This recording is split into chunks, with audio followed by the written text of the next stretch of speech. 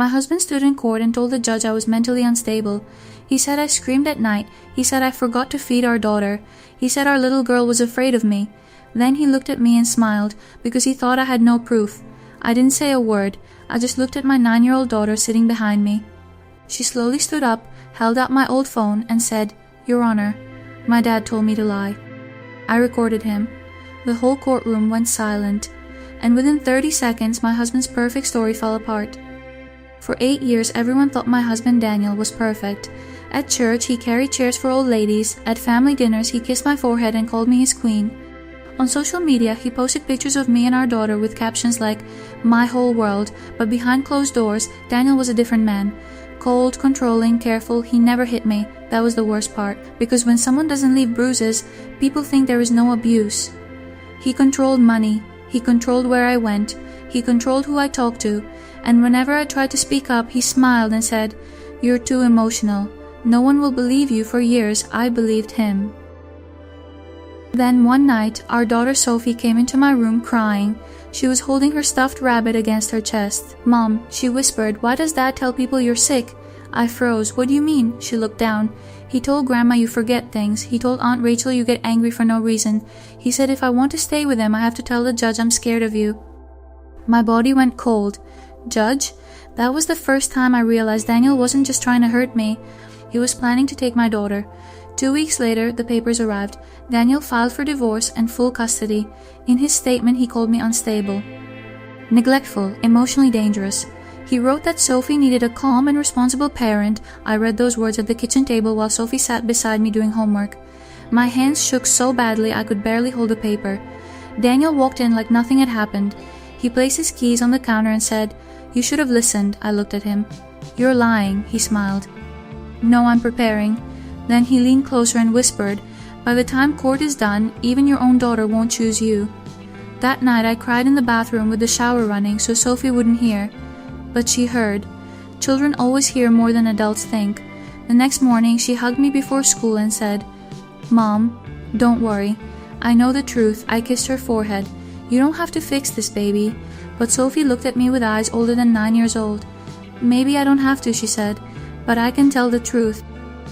The day of the hearing, Daniel arrived in a navy suit. His mother sat behind him, his sister sat beside her. They all looked at me like I was already guilty. Daniel's lawyer stood and spoke first. "Your Honor, my client is deeply concerned for his daughter's safety.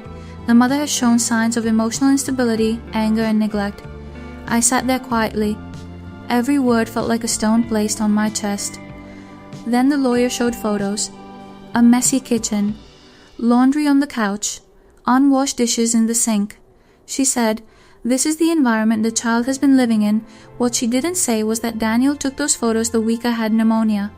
What she didn't say was that he refused to help. What she didn't say was that he created the chaos, then photographed it. Daniel lowered his eyes like a sad father. "I just want Sophie safe," he said softly. The judge looked at me. "Do you have a response?" I wanted to tell him everything. The money, the threats, the whispers, the way Daniel turned my exhaustion into evidence. But before I could speak, Daniel's lawyer said, "We also have reason to believe the child herself is afraid of her mother." My heart stopped. The judge looked towards Sophie. She was sitting behind me with my sister. Her small hands were folded in her lap. Daniel turned slightly and gave her a tiny nod. That nod told me everything. He expected her to lie. He thought he had won. The judge spoke gently. "Sophie, do you feel comfortable answering a question?" I turned around quickly. "No, Your Honor. She's just a child," but Sophie stood up. "It's okay, Mom." My eyes filled with tears. The judge looked at her kindly. "Young lady, do you feel safe with your mother?" Sophie looked at Daniel. Then she looked at me. "Yes," she said clearly. "I feel safest with my mom." Daniel's face changed. His lawyer stood quickly. "Your Honor, the child may have been coached." Sophie lifted her chin.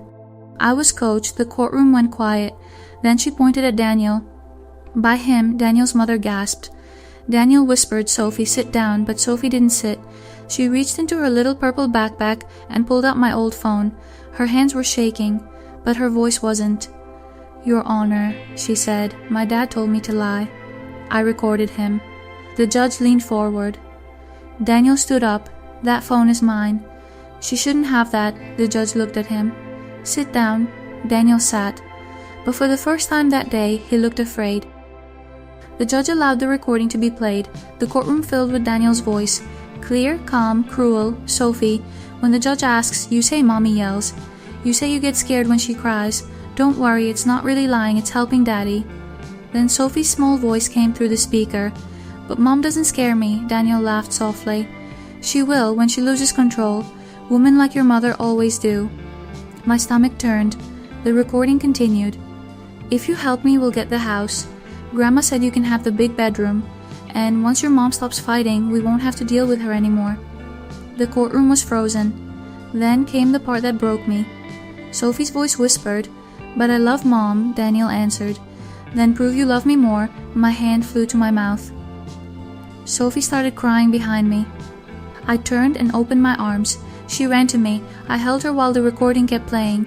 Daniel's lawyer didn't move. His mother looked at the floor, and Daniel stared at the table like he could disappear into it. The judge's face was hard now. "Mr. Harris," he said, "is that your voice?" Daniel didn't answer. The judge repeated, "Is that your voice?" Daniel swallowed. "Yes, Your Honor," but it was taken out of context. The judge's eyes narrowed. "Explain the context in which telling a child to lie in court is acceptable." Daniel opened his mouth. No words came out. Then my lawyer stood. She placed documents in front of the judge.